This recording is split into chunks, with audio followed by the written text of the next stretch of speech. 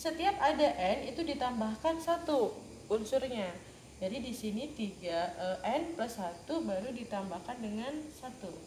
Seperti itu. Kemudian di sini 2/3n. Maaf, betul, S1 harus lebih besar daripada 2 per, di sini 3 dikalikan n adalah 3n.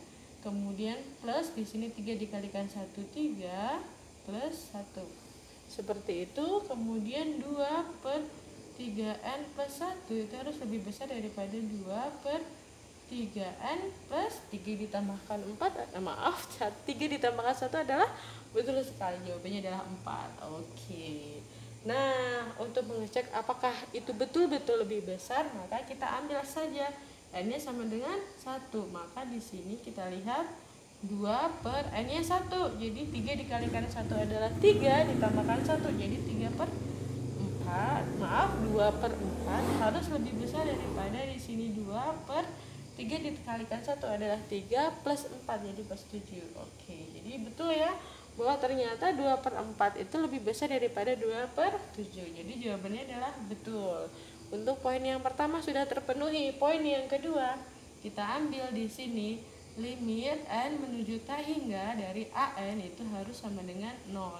Apakah sama? Nah, kita ambil. Jadi di sini limit n menuju t hingga dari an, di sini an-nya kita lihat maaf di sini ya.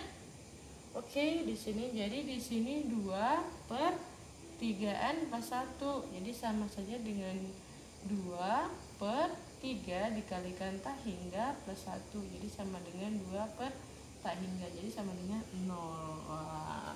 Jadi sudah terpenuhi. Jadi poin 1 an yang lebih besar daripada an plus 1 terpenuhi. Dan poin yang kedua, limit n menuju t hingga dari an itu juga sama dengan 0. Jadi jawabannya betul. Jadi di sini untuk deret n menuju 1 sampai t hingga dari min 1 n plus 1 2/3n plus 1 adalah konvergen.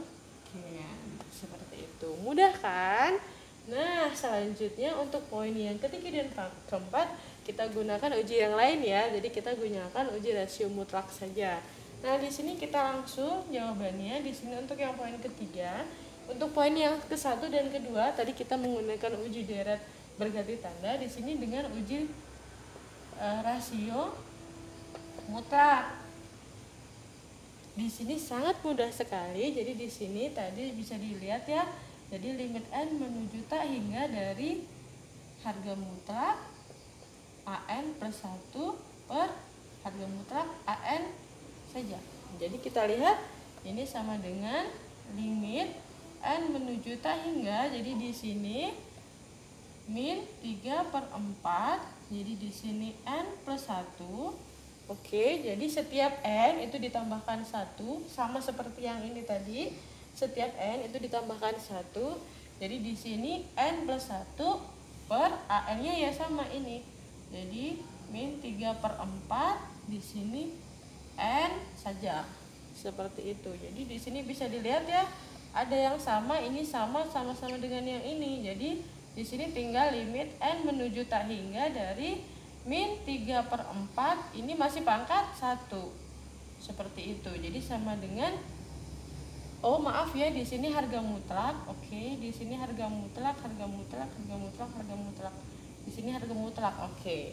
Jadi jangan sampai salah ya, jangan sampai ketinggalan harga mutlaknya karena jawabannya berbeda. Jadi di sini harga mutlak dari minus 3/4 adalah, jadi di sini jawabannya adalah 3/4. Nah, ternyata 3/4 itu jawabannya adalah kurang dari 1. Jadi jawabannya adalah konvergen. Seperti itu. Nah, kelihatan kan baru mudahnya. Nah, selanjutnya untuk poin yang terakhir sebelum Anda mengerjakan tugas. Jadi perhatikan dengan baik-baik ya. Oke, kemudian kita lihat untuk poin yang terakhir. Soalnya di sini untuk soal yang keempat, jadi sama kita gunakan uji rasio mutlak di sini. Jadi kita ambil, jadi langsung limit n menuju t hingga dari an plus 1 per harga mutlak an. jangan ketinggalan lagi ya harga mutlaknya. Jadi sama dengan limit n menuju t hingga di sini kita lihat ya di sini. Jadi oke, jadi di sini 3n plus 1 per n plus 1 faktorial. Perlu diingat ya, jadi setiap n dijumlahkan dengan 1. Jadi di sini an plus 1 jadi 3, n-nya plus 1, kemudian n plus 1 faktorial dibagi dirinya sendiri di sini. Jadi 3n per n faktorial. Jadi ini sama dengan limit n menuju t hingga dari 3n plus 1 per n plus 1 faktorial. Ini dibalik saja biar lebih mudah. Jadi n faktorial per 3n seperti itu. Ini seperti contoh yang kemarin ya. Jadi di sini bisa saling menghilangkan. Jadi n menuju t hingga di sini ini bisa hilang. Jadi masih ada 3 pangkat 1 ini. Jadi ini bisa dihilangkan di sebelah sini ya. Jadi jawabannya adalah 3 per n plus 1 seperti itu. Jadi ini sama dengan 3 per n ya diganti dengan tak hingga plus 1. Jadi sama dengan 3 per tak hingga, jadi sama dengan 0. Jadi karena nilainya adalah 0 itu kurang dari 1, maka ini jawabannya adalah konvergen. Nah, seperti itu ya. Jadi luar biasa sekali, kita sudah membahas 4 soal yang kita kerjakan dengan 2 uji yang berbeda. Yang pertama adalah uji deret berganti tanda, kemudian yang kedua adalah uji rasio mutlak. Jika ternyata di soal tidak meminta Anda untuk mengerjakan soalnya itu dengan salah satu uji, maka Anda bisa menggunakan uji apa saja seperti itu yang menurut Anda paling mudah.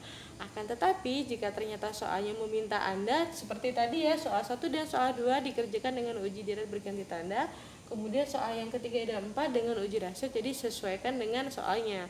Jangan yang ditanyakan adalah uji deret berganti tanda, tetapi Anda mengerjakan dengan uji rasio mutlak seperti itu. Kalau tidak ada yang diminta, maka Anda boleh menggunakan uji apa saja. Tetapi jika ternyata diminta, jadi harus dikerjakan sesuai permintaan. Seperti itu. Dan yang terakhir kita tugas ya. Di sini tugasnya yang perlu Anda kerjakan